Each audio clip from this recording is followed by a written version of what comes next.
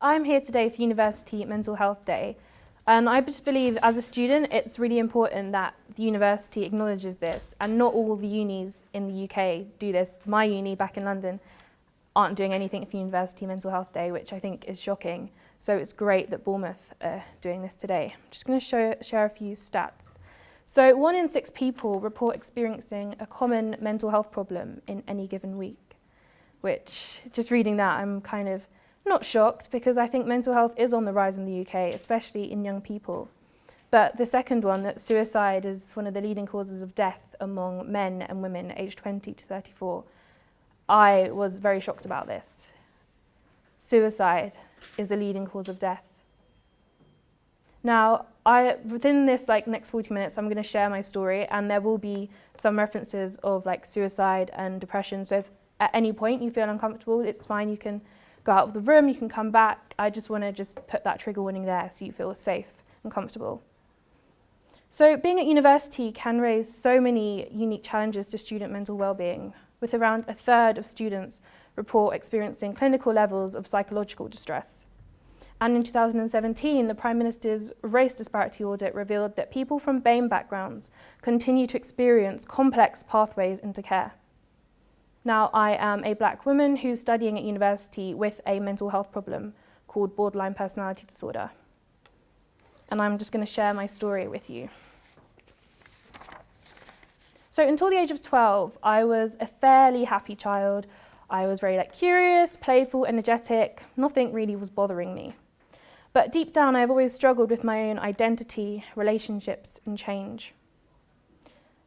For as long as I can remember, I have always felt very, very happy about life and very optimistic. But when I started puberty, that's when everything changed for me, internally within myself and externally with the wider world. My view on my body changed and the environments I was in. I started secondary school, had new friendship groups, and I gradually stopped all of my hobbies. From the beginning of secondary school, I hated it. The transition between primary and secondary is a big change for many, but for me it felt enormous. I felt like people didn't understand me. I felt like I didn't fit in. My friends, family, my peers, no one got me. I didn't understand myself.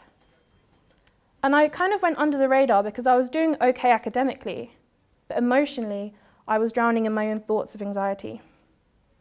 When I did make it into school, I would give excuses to leave early.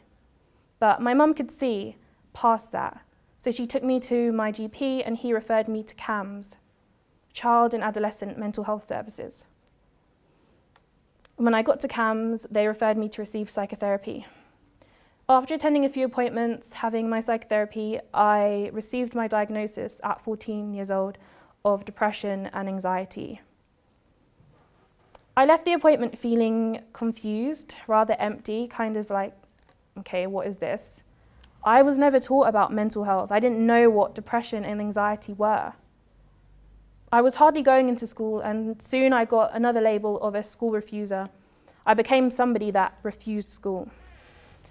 And something to say, all of these labels I didn't get, I just got given them. No one explained to me what it meant. It was okay, you've got depression, you've got anxiety, you're a school refuser.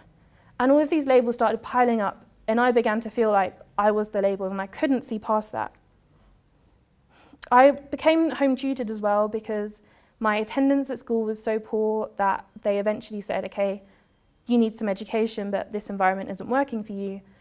And for quite a lot of my friends, they were saying that oh, being home tutored must be really cool, you must be in your pajamas all day watching TV, but it wasn't like that. I would receive a few hours of tutoring per day, and then the rest of the day, I'll be really depressed and anxious. I would see all my friends on Instagram and Snapchat having fun, and I'll be at home in bed, just feeling really low and suicidal. My therapist suggested I try a medication, an antidepressant called fluoxetine. But it didn't work, first of all, and for the next few years, I was back and forth to the GP, CAMS, the hospital, and then something bad happened. I overdosed. I overdosed on my antidepressant because I wanted people to hear me. I felt so alone and so isolated that I didn't really want to be here anymore. No one listened to me. That's how it felt. I felt like my therapist didn't understand me. My mum tried to understand, but she couldn't. And my teachers, they just didn't get it. I overdosed because I felt unsupported and unheard. Looking back, I can see the only light in my life was attending theatre sessions at a local theatre company called Chicken Shed. Now, Chicken Shed is an inclusive theatre company which works with everybody. You can have a disability, you don't have to have a disability, just everyone. And everyone is treated equally, and everyone's just championed for their own strengths. And at Chicken Shed, I found my strength, just creating theatre, singing, drama. And at first, I kind of didn't really like it. I was like, oh, I don't know if I like this. People are looking at me. But over time, it became less about me and more about the environment I was in. And I saw that I was championed for who I was. I wasn't given any labels. I wasn't, oh, you've got depression, you have to sit over there in that corner. Or if someone with autism was there, oh, you've got autism, you can't take part in this bit. Everyone was just in it together. And I felt a really warm kind of family environment. And that's kind of really lifted my mental health. But I only went there twice a week and on top of tutoring, and it still felt very lonely for me. Things started to look up though. The medication was beginning to help, along with the combination of therapy and being away from the pressure of school. And I think in England, at the moment, you do 8 to 10 GCSEs. I only could do 2, and that was, well, 3 actually, maths and in 2 English exams, because that was the kind of law that I had to do that. I failed my maths, still to this day I don't have it, but I passed both my English exams with a C, which I was like so pleased about. And at 18, life took a whole new turn. Actually, before that, I went to Chicken Shed to do my BTEC in Performing Arts there, because I could study there. And that, being in that environment and being able to study again, because I thought education wasn't for me. I thought studying wasn't for me because it didn't work. But being in a working theatre company and still getting assessed through storytelling and through connecting with others was a real beacon of hope for me. And then, when I turned 18, I transitioned between CAMS into the adult services, and that wasn't smooth at all. In the adult services, there is a lot less funding, and you really have to push and push and push to get any help. It was another set of doctors, another set of assessments, another set of opinions. And in January 2017, I received my current diagnosis, which is borderline personality disorder, otherwise known as BPD. I've got, these are just some terms which you've got on your sheets in front of you if you're a bit lost, because there's a lot of terms that I'm throwing out. But this is BPD. So the NHS have grouped it into 4 main areas. So it's emotionally instability, disturbed patterns of thinking or perception, impulsive behaviour, and intense but unstable relationships with others. So that's how the NHS describe it. I've experienced all of these symptoms and a lot more, but I feel like the NHS descriptions of things must change. And in the future, I really want to be part of that change, because if you look online up depression, anxiety, BPD, all of these different mental health conditions, I think they need people with lived experiences to actually really help rewrite them. Because some of it is a bit vague and some of it is just untrue to what we have. However, I have experienced all of these symptoms. And when I first got this diagnosis, I was kind of freaked out. A personality disorder. A personality disorder. I felt like, am I going crazy? Am I going insane? Because being crazy and being insane and having a personality disorder, all of these different things, that's how it's portrayed on films and in magazines and on social media, that if you have a personality disorder, you're this, oh, this is crazy, this is being insane. But it isn't. Having a personality disorder and having a mental health condition shouldn't be defined as crazy or being insane. But when I was 18, that's what I thought, because no one told me about it, nobody. Not in school. My mum didn't really understand it. She was really upset when I got given this diagnosis. She was like, what's happening to my daughter? Have I lost her? But it wasn't any of that. I just needed more education about it. But I at 18, I thought, you know what? I'm not going to let this crush me. I'm going to try and keep going. And at 18, I got into one of the top conservatoires, like drama schools in the UK, Guildhall School of Music and Drama, to study a BA in Performance and Creative Enterprise. And when I first got the offer, I was like, no, I think you've got the wrong person. I actually had to call them up to just like double check that they were given the right place to the right person. And I got in to do an undergraduate degree with only 2 GCSEs. I couldn't believe that. 6 years ago, when I was in bed depressed, wanting to end my life, I didn't think that going to university was possible. In school, they certainly didn't say it was possible. You had to have your 8 to 10 GCSEs to go to university, then you do your A-levels, then university. But for somebody without it, it was kind of, oh, you need to retake it, you need to go to college, you need to do that. But I got in, and I was completely shocked about this. So I just want to list a few things that I've done to like date, not to like boast about myself, but just to tell you that it is actually possible. So I've published an article for Happy Full magazine, and I've written about my story. I've done the self-care training for Red Bull Amafico, and I've also won the Women of the World People's Prize Award for Best Idea. Now, I didn't think any of this would be possible when I was in bed, when I was in suicide watch, even in hospital. I didn't think somebody like me could actually make a difference and tell my story. But yeah, I've done those things and so many more to date. And plus I'm speaking in front of you today. Like, I didn't think I could do this, but it is possible. Mental health doesn't limit you to just the like name that you have, like depression or anxiety. That label isn't you. You're not defined by your illness. So in the 3 years I've been at university, I have constantly had to care for my mental health, which has been a huge learning process for me. I've finally found the environment that works for me.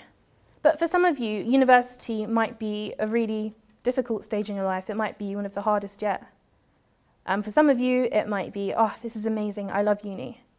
But what we do know is that going to university or just doing life in general doesn't take away the fact that you might be struggling with your mental health. But it simply makes you realize that you have to find your voice and use it in the best way possible. So if you need support, it's about speaking up and getting what you need.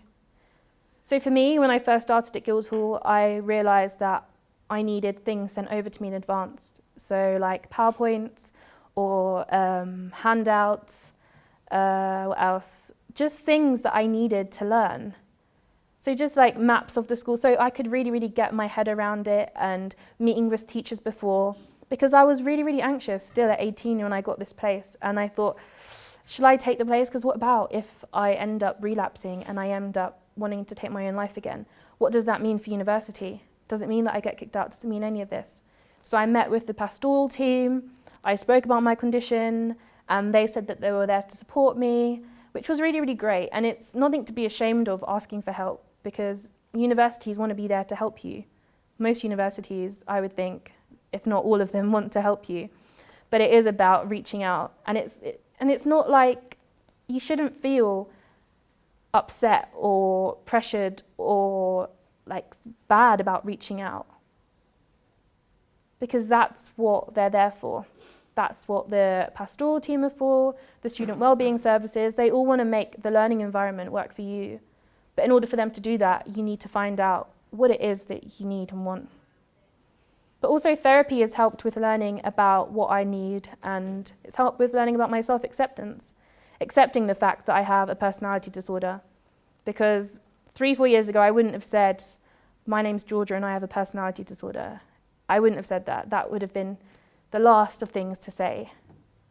But now when I just meet friends, meet strangers, I talk about mental health.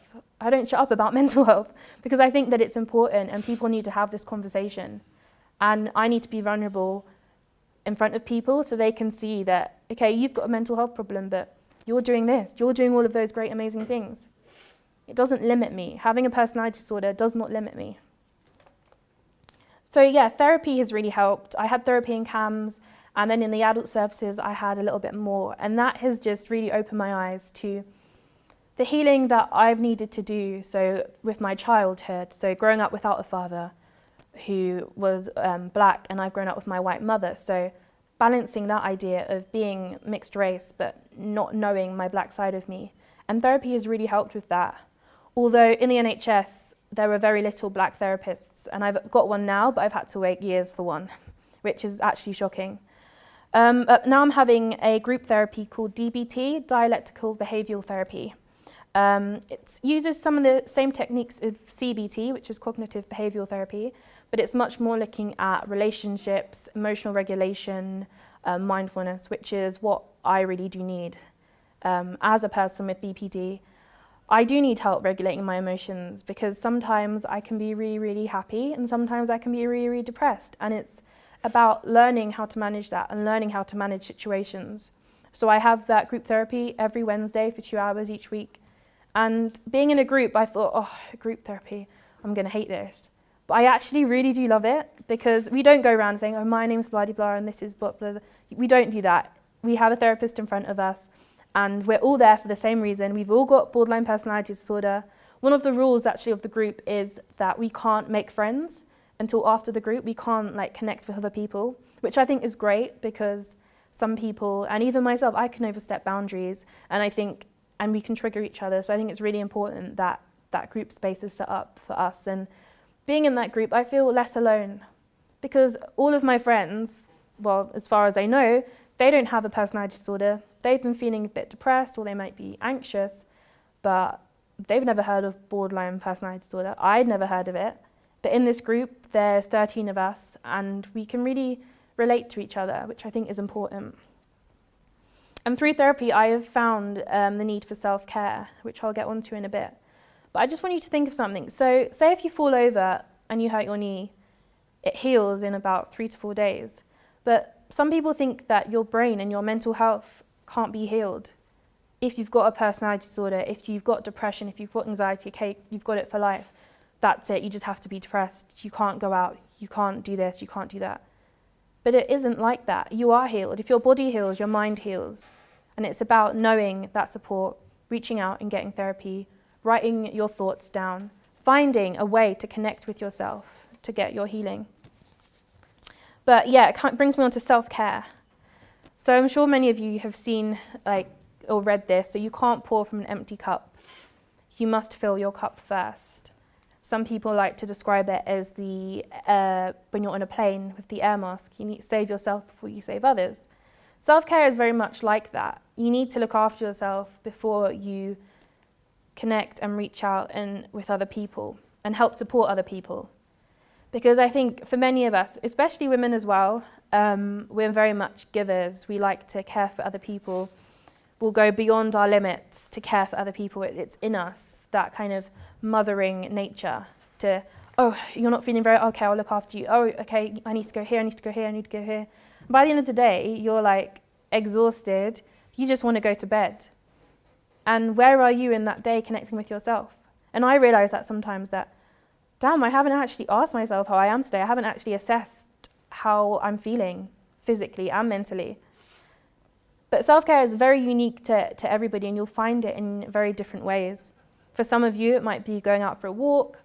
Others, it might be knitting. For other people, it might be drawing. For me, it was really creativity, and it still is today. So I'll regularly write poetry. I'll do art and crafts. But yeah, sometimes it is just walking and on my own with no music in, just kind of breathing and connecting with my breath and looking around at my environment, because that keeps me grounded. When I used to have panic attacks and feel really bad anxiety, I would have to recognize 5 things around me, and I would have to really ground myself by looking at, okay, I can see that tree over there, or what can I feel? Okay, I can feel this material in front of me, or okay, I can smell this. And using my senses have really brought me back to who I am. And that really is a core part of my self-care routine. But you got to find it for yourself. Even just, my therapist once said to me, set reminders on your phone. So set an alarm every couple of hours, and it'll just go off, and that will remind you, oh, actually, have I checked in with myself? That alarm is kind of bringing it back to you. How are you feeling? But you just need to find different ways that work for you, and I'm going to get on to some strategies later. But currently, my mental health is stable, and I'm managing it in combination with self-care, reaching out when I need support, and therapy. I'm not on any medication, but I think medication is good, but I think it's especially good in combination with therapy. for me, that was the only way that the medication worked for me and the only way I could eventually come off it. But I'm not here to stand in front of you and be like, medication is awful, because it really worked for me. Medication took me off suicide watch in the hospital. Medication got me out of the house, along with therapy and that routine. But if I do relapse, I might have to go back on it, and that's not a bad thing. I'm not worried about that. Because mental health is real and relapsing is real. Like, people are like, oh, are you better now? Even my grandma, she rang me yesterday, she said, oh, are you feeling any better? And for me, mental health, you don't feel better from mental health. You have to manage it each day. I will never be better from mental health. I will simply be better at coping with and using my strategies that I have. And I think the language around mental health needs to change.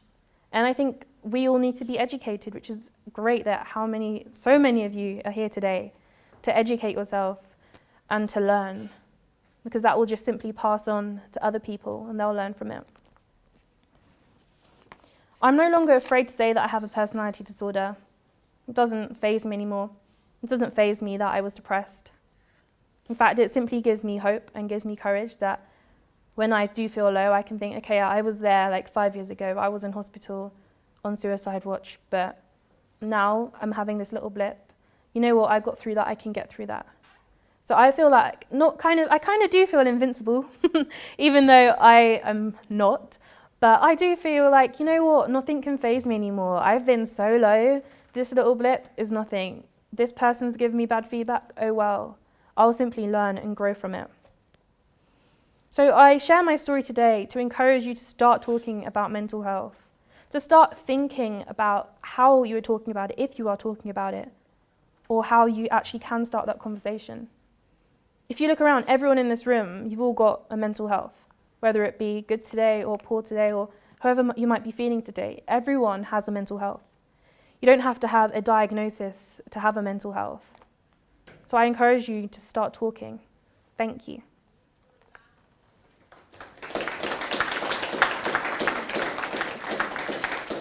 So I'm now going to move on to the next bit, which is strategy-based, so you can learn some strategies. Let me go. Yeah, so the first one is create your own social media. So strategies have really worked for me, and I'm still finding out new ones today. If you've got any, please feel free to share them at the end. But for me, strategies are a part of my everyday routine. And just knowing what I can do and what I can't do really helps. So the first one I would say, is create your own social media. So everybody, like all of my friends have social media. How many people in this room have social media? So yeah, quite a lot of you. So 42 million people in the UK say they use social media as a common part of their everyday life. But with social media, everything is instant, filtered and public. And there is very little honesty, normality and privacy.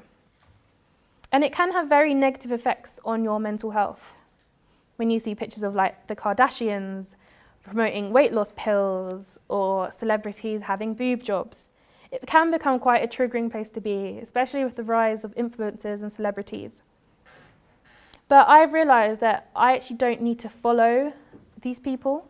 On my social media, if I'm on Instagram and I see all of these really thin people promoting all of this stuff that I don't agree in, I thought, you know what, I actually don't need to follow them. But before, I'll be looking at them, zooming in oh, I wish I could have a figure like that. Oh, I wish I had money for that.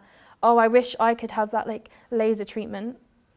But you don't need to follow that. You don't need to be sucked in and drawn in to a world of things that you don't like. If you don't like it, unfollow it.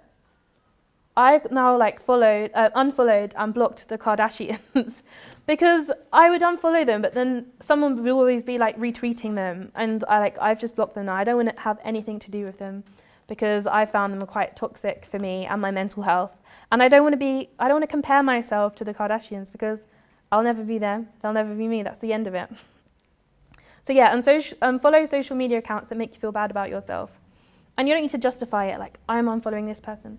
Even some of my friends sometimes, I've had to talk to them and be you know what, I need to unfollow you because some of your posts are really triggering for my mental health, and I've had to sit down and have that conversation with them, which has been hard, and some of you might not be ready for that conversation yet, but it's surprising when you have that conversation how much they kind of open up to you about how they actually do feel insecure about themselves. So I've actually replaced them with lots of great advocates. So Natasha Devon, she's a mental health advocate. She's spoken at Bournemouth before, actually. I don't know if any of you saw her. Body Posy Panda, she's like a great body positivity advocate. And Tanya Compass, she's like a youth mentor. She's won so many awards. She's big on LGBTQ and all of that stuff. And she talks about mental health and self-care. So I've got a long list of people that I follow now. So when I look on my Instagram and my Twitter, it's inspiration. It's not, oh gosh, look at this person, I wish I was them. And sometimes that still happens. If I'm still on it and I see someone from like, I don't know, Geordie Shore that I followed years ago, I'm like, I need to unfollow you. That's a person that I don't need in my life. So it's about clearing it out and making social media a safe space for you. And also sometimes if you need detoxes from social media, come off it for a bit. Try a day without it. That can be really hard. It was really hard for me. And I realized how attached I was to social media. But social media can be quite positive as well, because when I was really depressed, it was my way of connecting with people. It was my way of getting out the house because I physically couldn't.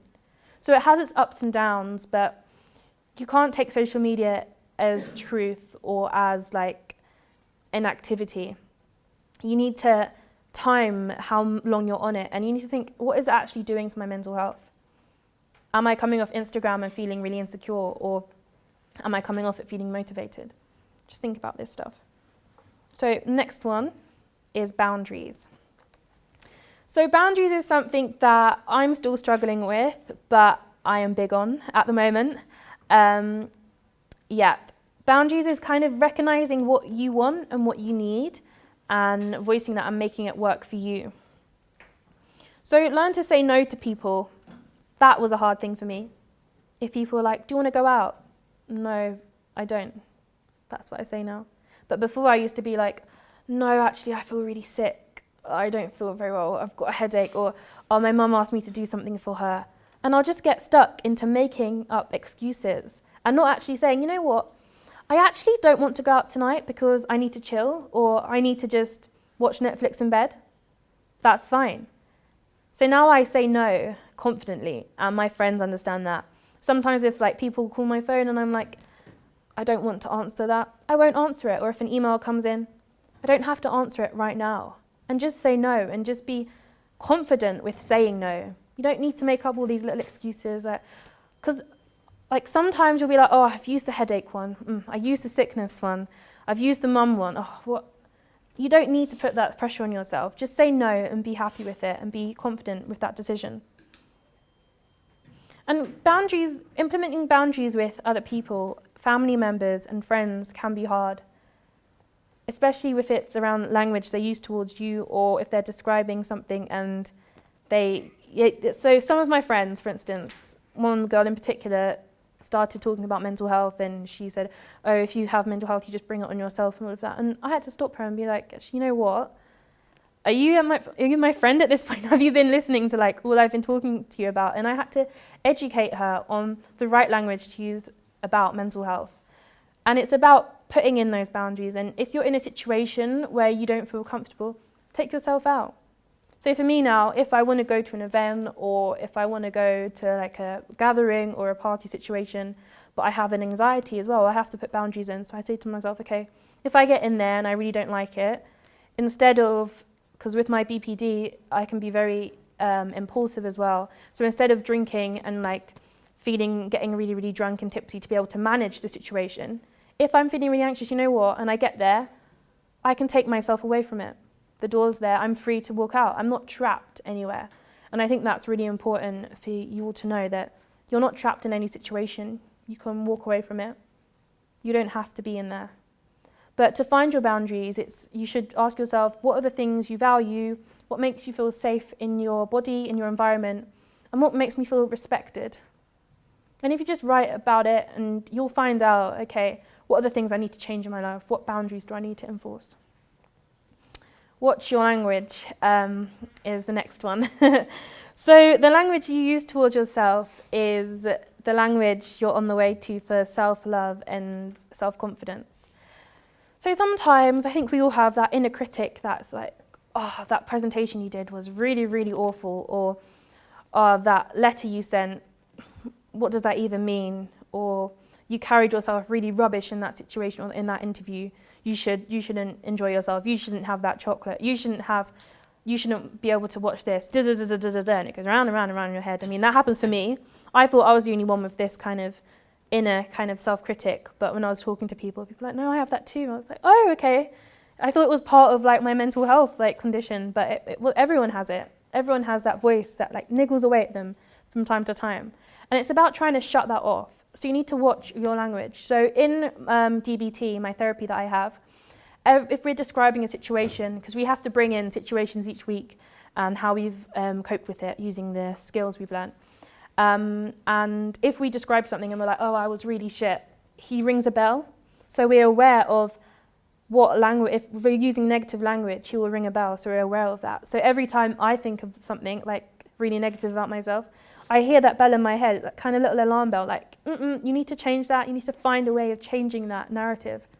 So it might be like, okay, I don't feel like I did the best in that situation, however, I can try again next time. So it's about changing that language, but it can be really hard. It is everything. So you need to avoid that self-hating part of yourself, even though it's so easy to fall into. It's so easy to get into a rut about it.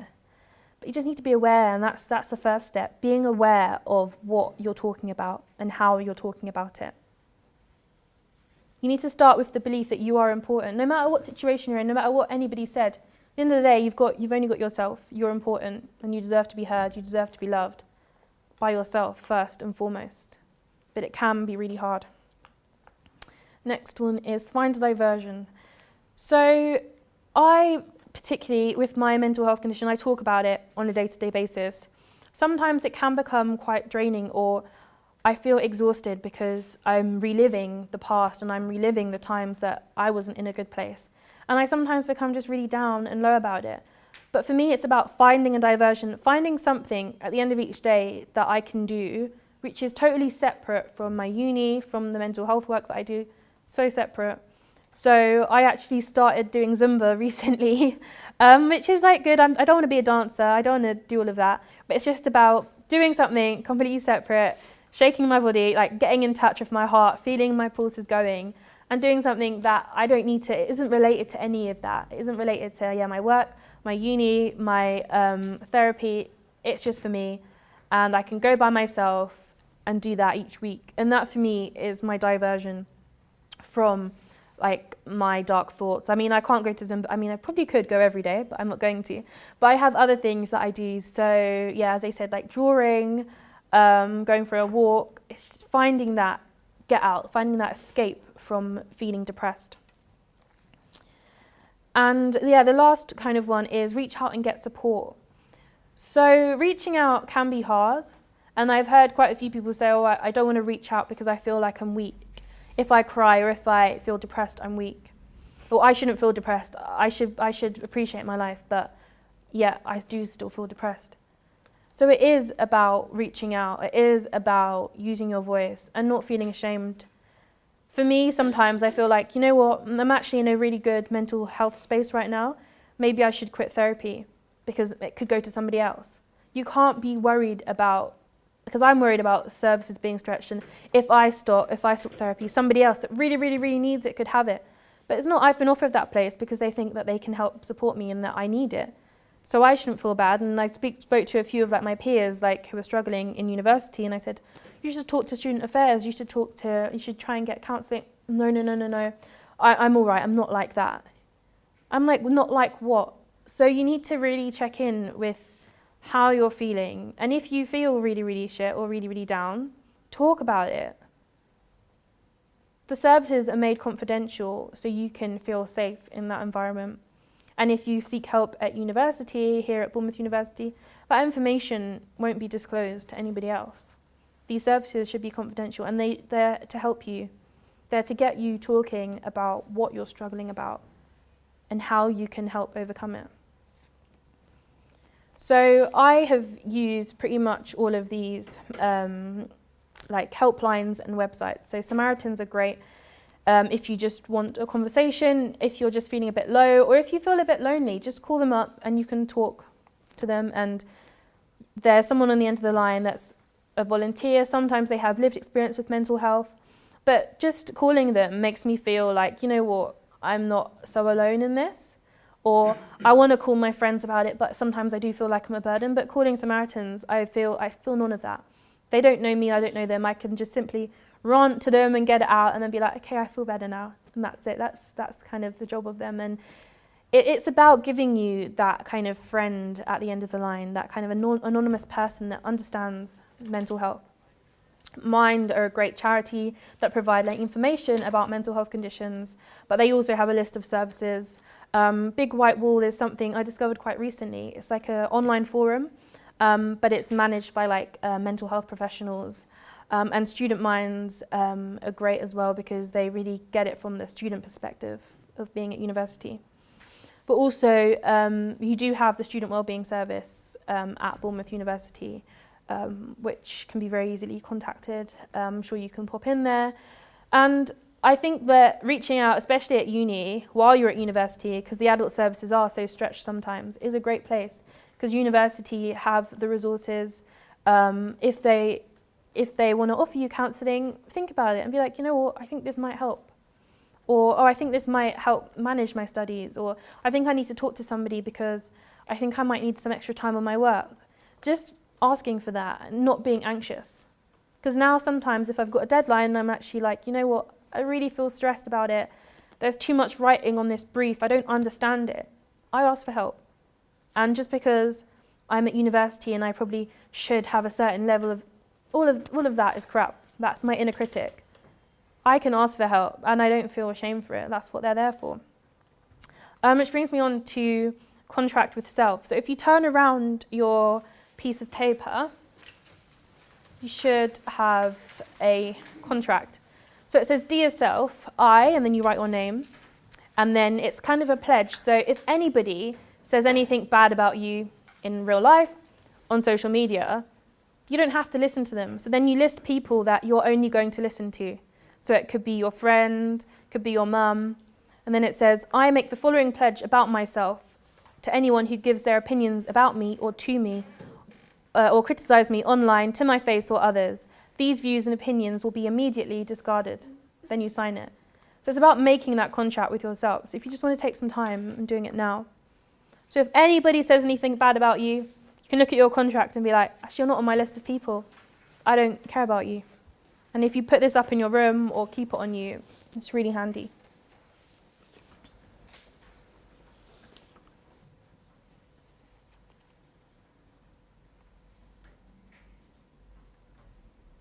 It's just good to have these little agreements with yourself. I kind of do them all the time. So I write letters to myself. So I write, dear self, you're amazing, you're this, you're that, da da da da da. From self. And it's just a good booster. It's just a good thing to check in with yourself and to constantly reflect on how you're doing and how you should feel about yourself. You should love yourself because that's the first step to being in this world and to having a positive mental well-being is accepting all the parts of yourself which you might have been told are ugly or oh, you shouldn't have a mental health or you shouldn't look like this. It's about loving those parts. So for me, I used to think, oh, you're fat, you're this, you're that. I now do plus size modelling in my underwear now for like a brand, and I should have put a picture up. And I don't feel anything like that anymore. Like, I don't care if I've got stretch marks. I don't care if my belly kind of is big, because that's what makes me me. Same with my mental health. It all works together, and I just need to show all these vulnerabilities because that's what makes me stronger. So I started my speech by telling you that 1 in 6 people in England report experiencing a common mental health problem in any given week, and that suicide is the leading cause of death among men and women aged 20 to 34. So what can we do to change this? Let me put these questions up. What can we do to change this? What will the numbers and statistics be for the next generation behind us? What will they inherit? What can we do now to create something different for them? I believe that we have an opportunity to change this. The world out there can't do it for us. We have to do it for ourselves. But to change the world, we must be first prepared to change ourselves. I believe that we can by listening to others and by listening to ourselves. We can create an environment where it's okay not to be okay. I believe mental health, whatever state it's in, shouldn't stop us from achieving our dreams or reaching our goals. We can make a mark on this world. So what will you do today to help change the narrative of mental health? How will you use your voice today? Thank you.